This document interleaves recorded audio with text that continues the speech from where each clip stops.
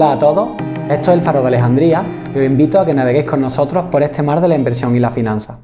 En el vídeo de hoy me gustaría hablaros de por qué, en mi opinión, todo el mundo debería estar invertido. Vivimos en un entorno de inflación. Esto quiere decir que el valor de nuestro dinero desciende aproximadamente un 2% anual. Años atrás había una manera bastante sencilla de combatir estos entornos inflacionarios y era a través de vehículos financieros de renta fija que permitían obtener unos retornos bastante interesantes de en torno al 4 o el 5% y sin apenas volatilidad. Los instrumentos a través de los cuales se podía ejercer este tipo de inversión eran los bonos, letras del tesoro, deuda que emitía el Estado o grandes empresas bien rankeadas por organismos como Moody's o Standard & Poor's. Esto permitía que los inversores tuviesen rentabilidades superiores al 3%, al 4% y por lo tanto su dinero no perdía valor, sino que le generaba un rendimiento. ¿Qué problema hay? A día de hoy los tipos de interés, o lo que es lo mismo, el precio del dinero, están muy bajos, en torno al 1% o incluso en algunas regiones en negativo. Esto quiere decir que a día de hoy, si nosotros compramos un bono del Estado o deuda, no obtenemos rentabilidad suficiente para combatir a la inflación. Por si alguien no lo tiene claro, cuando nosotros compramos un bono, lo que hacemos es comprar deuda del organismo que le emite y a cambio obtenemos unos intereses. La solución que podemos poner a día de hoy, ya que no nos podemos valer de esos bonos porque las rentabilidades que nos dan no son suficientes para combatir la inflación, es la inversión. Existen a día de hoy dos buenas formas de invertir nuestro dinero. Uno de ellos en inmuebles y otro en bolsa. La inversión en inmuebles es una manera bastante óptima de rentabilizar nuestro dinero. El gran problema es que necesita una inversión muy intensa al principio. Los retornos que se obtienen son del torno del 4 al 5% anuales. Y además, el propio inmueble intrínsecamente se revaloriza aproximadamente un 2 o un 3%. Pero tenemos otra vía que no necesita tanto capital y que también es muy rentable. De hecho, es la más rentable a largo plazo en la historia, como es la bolsa de valores. Hay dos tipos de perfiles de inversores. Están los inversores activos, los inversores pasivos o indexados. Cada una de estas dos formas de gestión tiene una ventaja y un inconveniente. La gestión activa se basa en el estudio exhaustivo de empresas de manera individual, hasta componer una cartera completa y bien diversificada. Normalmente es el método que se usa entre los gestores de fondos o inversores particulares activos. Las grandes ventajas son que los retornos a largo plazo pueden ser muy superiores a los de la inversión indexada. Y como inconveniente, que requiere muchísima formación y muchísimo tiempo el que hay que dedicarle. También hay que decir que con este tipo de inversión podemos estar más concentrados y por lo tanto estamos un poco más exentos de las grandes caídas de mercado, ya que podemos tener nuestra cartera invertida en algunos sectores que sean más seguros o que no se vean tan afectados por estas caídas de mercado que comento. Por otra parte, tenemos la gestión indexada o gestión pasiva. Generalmente se realizan a través de un ETF, o lo que significa un Exchange Trade Fund o fondo cotizado. Son vehículos financieros que intrínsecamente replican un índice bursátil. ¿Qué conseguimos con esto? Una gestión prácticamente automática de nuestras inversiones, ya que por ejemplo podemos comprar el Standard & Poor's 500, que es el índice más representativo a día de hoy de la economía mundial, y tenerlo en cartera como si fuese un cesto de cada una de las acciones que componen ese índice. La gran ventaja es que sin necesidad de unos grandes conocimientos y sin dedicarle apenas tiempo, vamos a ser capaces de tener una cartera diversificada entre las mejores empresas del mundo. Esto garantiza un crecimiento a largo plazo medio de un 7 o un 8%. Además, no hay que pagar ningún tipo de comisión a ningún gestor de fondos, ya que, como comento, el fondo se gestiona automáticamente.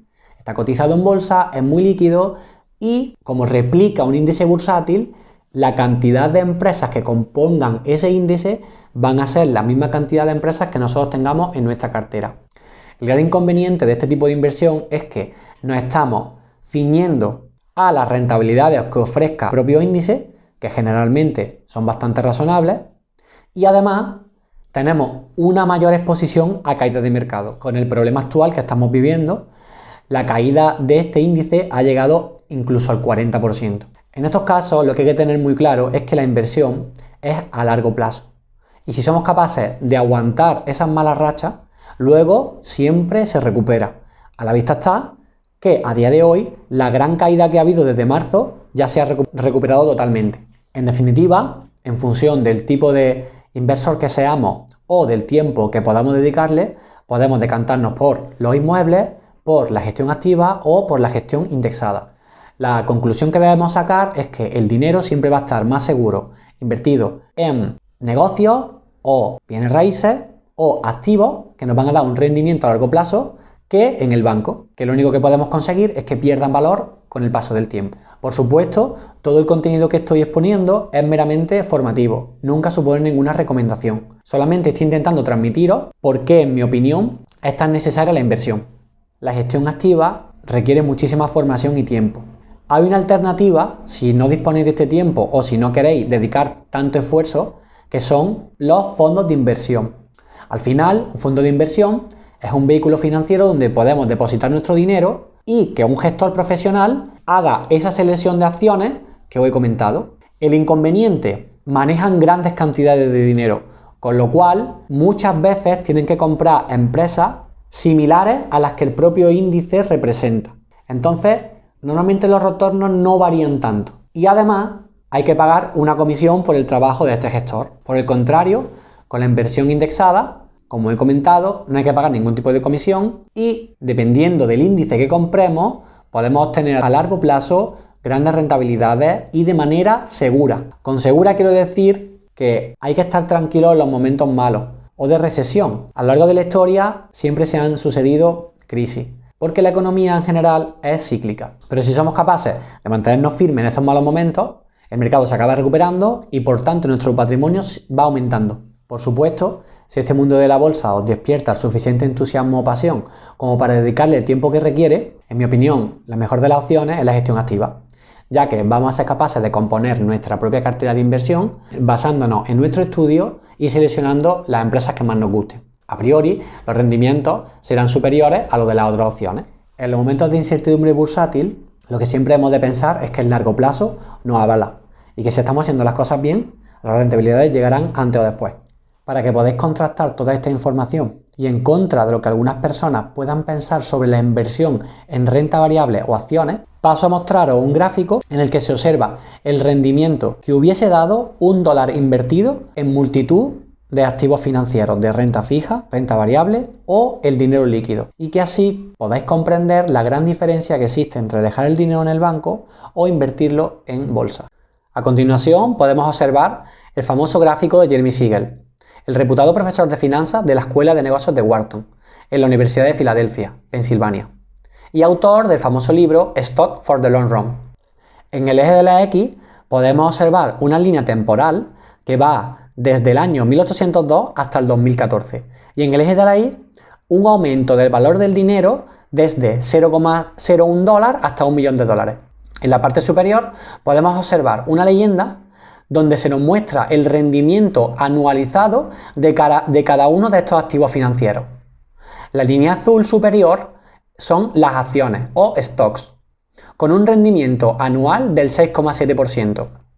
$1 invertido en 1802 se hubiesen convertido en $1.033.000 en 2014. A continuación, observamos que el rendimiento de los bonos se va a la mitad, es decir, del 3,5% anualizado, con lo que $1 invertido en 1802 se hubiesen convertido a día de hoy en $1.642. A continuación vemos las letras del tesoro, con un rendimiento anualizado del 2,7%. El siguiente activo que más rentabilidad ha dado es el oro, con un rendimiento anualizado del 0,5%. Pero la línea azul más clarita de la parte inferior nos da el rendimiento del dólar en valor liquidativo, es decir, en efectivo. Hay una depreciación anualizada del 1,4% debido a la inflación, provocada por la constante impresión de papel moneda que ha habido a lo largo de la historia. Como conclusión, tenemos que sacar de este gráfico la importante lección de que el dinero en la cuenta bancaria solo hará más que decrecer a lo largo del tiempo. Sin embargo, si lo invertimos en activos financieros que den rendimiento a largo plazo, nuestro capital aumentará. Si observamos el gráfico con un poco más de detenimiento, podemos ver que la diferencia entre las tasas de retorno anualizadas entre los bonos y las acciones no son tan diferentes como los resultados finales de $1 invertido en bonos en 1802 y $1 invertido en acciones en 1802, donde los bonos han convertido este dólar inicial en 1.642 dólares, las acciones lo han multiplicado exponencialmente hasta llevarlo a 1.033.487 dólares. El sentido común o la lógica nos podría llevar a pensar que como las tasas anualizadas de retorno son prácticamente del doble de las acciones sobre los bonos, las cantidades resultantes deberían de ser también del doble, no esta abismal diferencia. Esto se debe al interés compuesto. Paso a explicar este concepto. El interés compuesto consiste en la reinversión continuada de los rendimientos de nuestro capital principal en el mismo activo, para que de esta manera, aplicando una tasa de retorno igual, los resultados sean superiores. Veámoslo con un ejemplo gráfico. Imaginemos que nuestra inversión inicial es de 1.000 dólares en una acción que da un retorno anual del 10%. A estos 1.000 dólares le aplicamos el 10% y dan como resultado 100 dólares. Esta cantidad, en vez de extraerla, se la sumamos al principal. Ahora, al año siguiente se le aplicaría este mismo 10%, pero ahora la cantidad principal ha aumentado, con lo cual el retorno aumenta también hasta 110. Volvemos a sumar esta cantidad con lo que ya teníamos en nuestra cuenta y volvemos a aplicar el 10% del año siguiente de la tasa de retorno que daba la acción. Ahora, lejos de los 100 dólares del primer año, obtenemos 121 dólares. Y si repetimos la misma operación, da 1.331 dólares. Evidentemente, si continuamos haciendo estas operaciones indefinidamente, la cantidad aumentará exponencialmente. Esto es un ejemplo, ya que una acción es muy difícil que dé el mismo retorno anualizado durante muchos años sin variaciones, pero digamos que hemos aplicado una media. Gracias al interés compuesto podemos ser capaces de convertir un patrimonio a priori normal o incluso pequeño en cantidades muy superiores a un patrimonio muy robusto. Inversores a lo largo de la historia han convertido cantidades pequeñas de dinero en verdaderos imperios. Por ejemplo, Warren Buffett, que hoy en día es una de las personas más ricas del mundo, con un patrimonio superior a los 80.000 millones de dólares, empezó desde la oficina de su casa con 10.000 dólares. Esto no quiere decir que todo el mundo pueda conseguir esto ni nada por el estilo, pero hay que tener muy presente que el dinero en bolsa puede aumentar exponencialmente.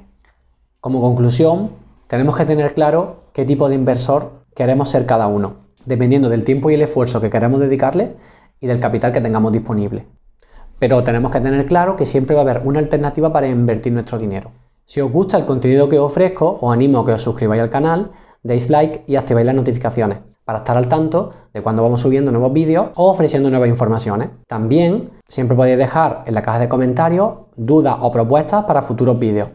Me gustaría citar en el día de hoy a uno de los más grandes inversores, Peter Lynch, con su majestuosa frase: invertir es un arte, no una ciencia.